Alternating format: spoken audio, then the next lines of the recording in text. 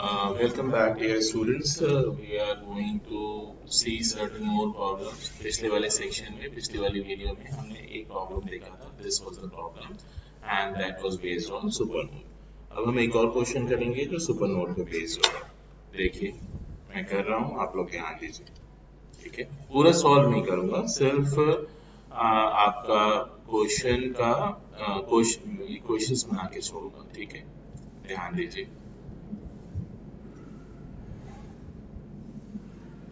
ये सभी अच्छे क्वेश्चन है. अगर आप इन्हें ट्राई करेंगे तो आपको कंसेप्ट्स को बिल्ड करने में और अपनी थ्योरी को, फाउंडेशन को स्ट्रॉन्ग करने में हेल्प मिलेगी.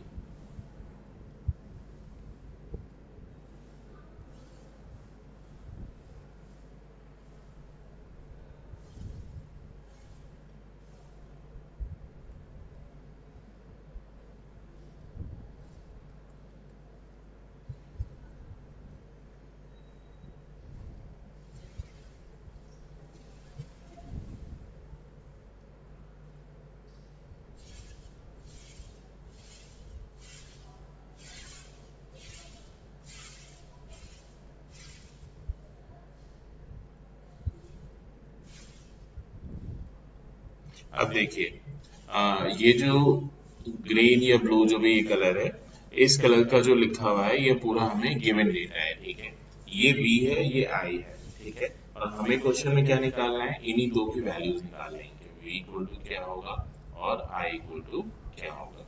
नॉर्मली आप इसको कैसे भी ट्राई कर सकते हैं, बट हमें क्वेश्चन में बोला गया है कि हमको इसको नोडल से करना है.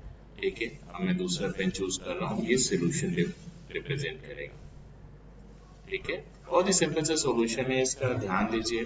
देखिए, ये V1 मान ले रहे हैं, ये V2 मान ले रहे हैं, और इसको मान ले रहे हैं हम रेफरेंस नोड.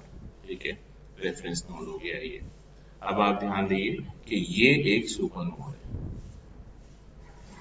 क्योंकि ये दो नॉन रेफरेंस नोड्स हैं और ये डायरेक्टली कनेक्टेड है एक वोल्टेज सोर्स से. ठीक है, एक वोल्टेज सोर्स के बारे में मेरा एक चीज और बताऊंगा मैं आपको. छोटी सी चीज है बहुत. जैसे अगर एक हमने यहाँ पे लिखा 3 वोल्ट, ठीक है, इस तरीके से, तो आप बताइए what is A and what is B. Sir हमें नहीं पता A और B क्या होगा, सिर्फ इस डेटा से पूरी बात बताइए तब पता चलेगा.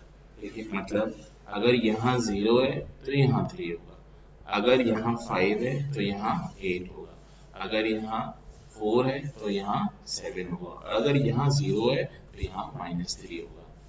दैट मीन्स सिर्फ इतनी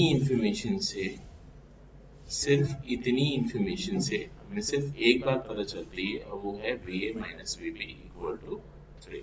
ठीक है, ओके, इतनी बात हमें समझ में आ गई. अब हम क्या करते हैं, अपनी करंट्स डिवाइड कर लेते हैं और KCL लगाते हैं. ठीक है, तो हम करंट मान ले रहे हैं ऐसे ऐसे.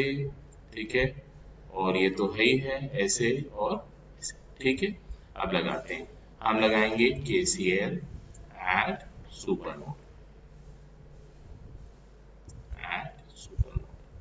ठीक है, तो नोड सुपरनोड को हम एक ही नोड मानते हैं और फिर हम अप्लाई करते हैं. ठीक है, तो आप जो हमारा स्टूडेंट है, हमारा बच्चा है, वो यहाँ खड़ा है. ठीक है, बहुत ही पतला बच्चा बना है, तो डोंट माइंड अबाउट इट. ठीक है, अब आप देखोगे यहाँ पे खड़े होके तो आपको ये करंट आपके पास आती हुई दिखाई देगी और ये दोनों करंट आपके दूर आती हुई दिखाई देंगे. ठीक है, इसको मान लो I1, इसको मान लो I2, इसको मान लो I3. आप जैसे चाहें इसका रिलेशन मान सकते हो.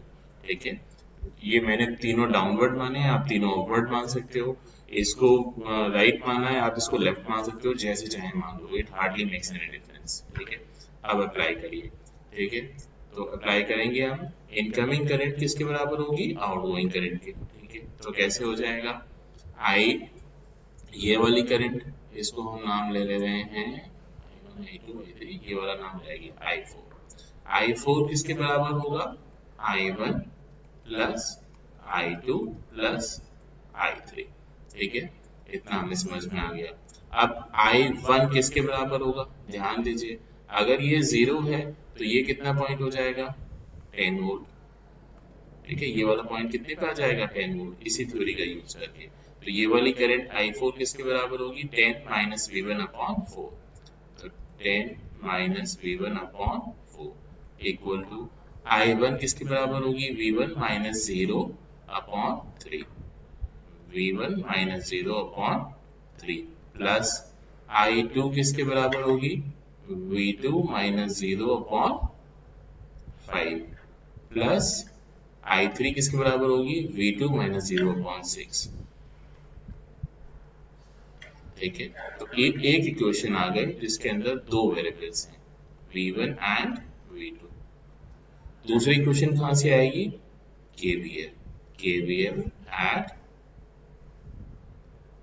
Super node. इस नोड पे आप सुपर नोड पे लगाओगे यही इक्वेशन जो मैंने यहाँ लगाई है, देखिए यहाँ देखिए, तो ये क्या हो जाएगा V2 minus V1 equal to 10, V2 minus V1 equal to 10।